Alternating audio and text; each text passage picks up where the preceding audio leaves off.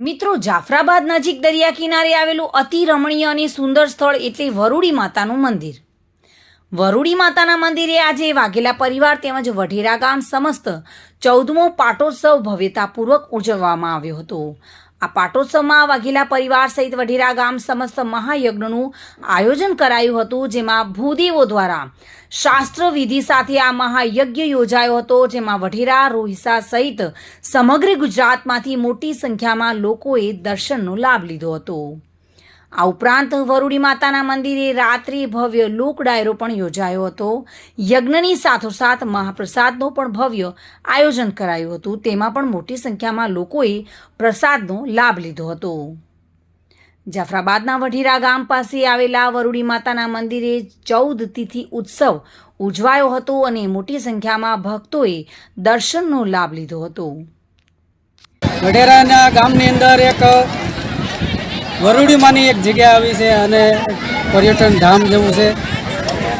આ ધીમે ધીમે અમે વાઘેલા પરિવાર પોતે બધા થઈને મહેનત કરી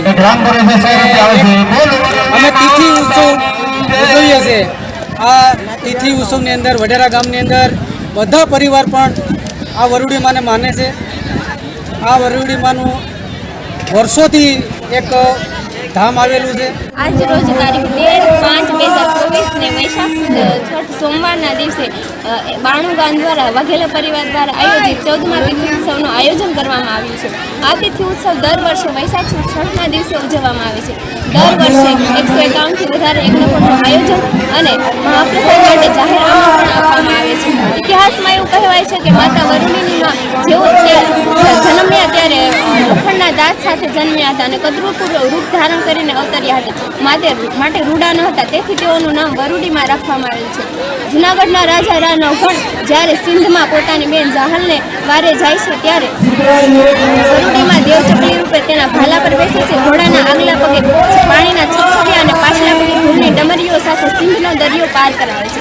અંતમાં એટલું જ કહી કે સદા ઉગતું મારી યાદોમાં કોઈ કાળેના આથમતું વરપાય ધામ, સદા ઉગતું મારી યાદોમાં કોઈ કાળેના આથમતું વરપાય ધામ. માટે જ મિત્રો વાઘેલાને દિલો જાનથી બહુ ગમતું વરપાય ધામ. માટે જ મિત્રો વાઘેલાને દિલો જાનથી બહુ ગમતું. બાબુભાઈ વાઢેર સાથે bureau report, today Gujarati news.